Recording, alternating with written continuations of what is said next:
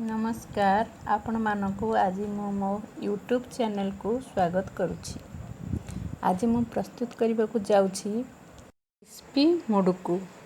जदि आपण को यही रेसिपी भल लागिबो मो चैनल को लाइक शेयर एवं सब्सक्राइब करने को भूलिबे नहीं। एबे चलंतु आमे प्रस्तुत करिबा क्रिस्पी मुडुकु।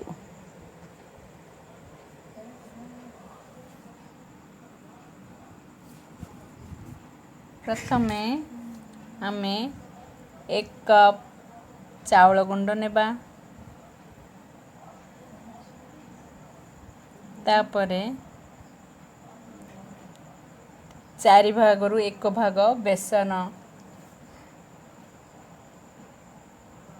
जेमति कि चावल गुंडा जदि 4 कप हुए 1 कप बेसन सेमति परिमाण रे आमे बेसन देबा।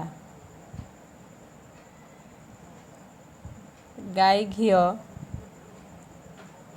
2 रु 3 चम्मच,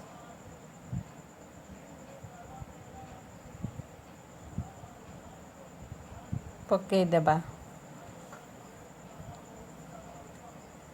तापरे सेथिरे खाइबा सोडा आधा चम्मच, हिंगु अल्प टिके,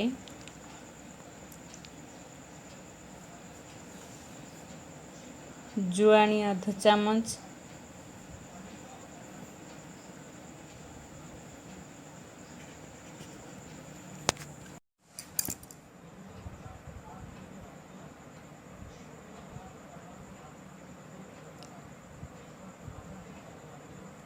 लूण जेतिकी स्वाद अनुसार लूण दिया जिवो। तापरे आमे ताकू आमे चम्मच साहाय्य भलसे गोळई देवा। जेमति कि गोळौथिबा तार टिके किछि खंड खंड रहिबनी। हाँ गोळई देवा भलसे। गोळई सारले देखिवो पूरा प्लेन आसी गला। तापरे ताकू हातरे ताकू भलसे टिके गोळई देवा।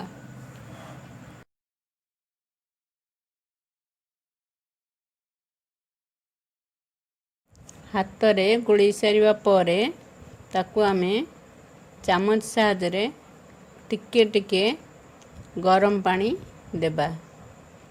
गरम पानी पकेबा द्वारा आमे तो ताकू हातरे गरम पानी रे चकटी परिबा नहीं। सेथि लागि ताकू चम्मच रे से जेते पानी लागिवो कप 2 कप खंडे लागि पारे। तापरे ताकू आमे भलसे घांटी दबा।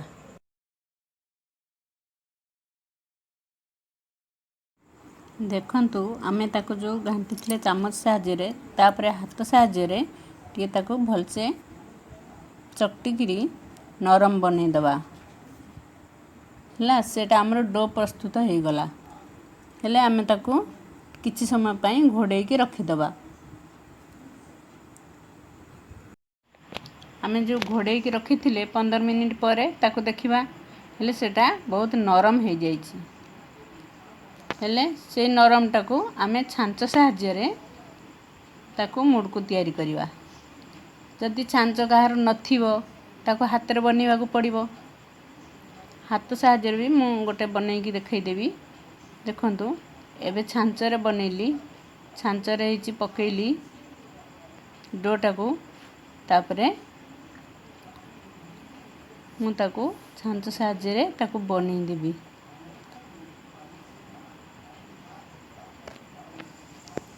सेटा रखा ही गला। हाँ ता तले गोटे थाली रे तेल मारी दबा। तेल मारिकी ता ऊपरे मुडकु छांचटाकू धीरे धीरे चक्री आकार रे ताकू बुले दबा। एको धीरे धीरे आमे बुलेइबा। जेते धीरे धीरे एमती धीरे धीरे बुलेबे। जेमती मु हेची बुलाउची को गोटिक जदि छाड़ी जाए ताको हाथ साहाय्य लगे देबे। ये छांचटा समस्त पाखे न थाए तेणुक आम हाथ में चाहिए भी सहजरे बनई पारिबा। हाथ में बनईबाटा भी सबुठ भल। हाथ में बनई दबा एम देखंतु मुझे गोटे हाथ में फास्ट ताको लंबा करदेली सरू आकार रे बलिता लेखा बोली देली से बलिताटा को धीरे धीरे धीरे धीरे मुड़की आकार रे सजई देली। हेची मोर सजा है गलानी मुड़कीटा। मुड़की एबे मोर प्रस्तुत करने को जाउची। कड़ाई रे जाउच किछि तेल पकेइबा। गैस टा हाई दबानी कि कम करवानी मीडियम रे रखिबा। तापर गोटे तेल तातिलानी कि नहीं आमे गोटे टेस्ट करने पाई छोटियाटे मु छाड़ुची। प्राय तेल ताती आसिलानी।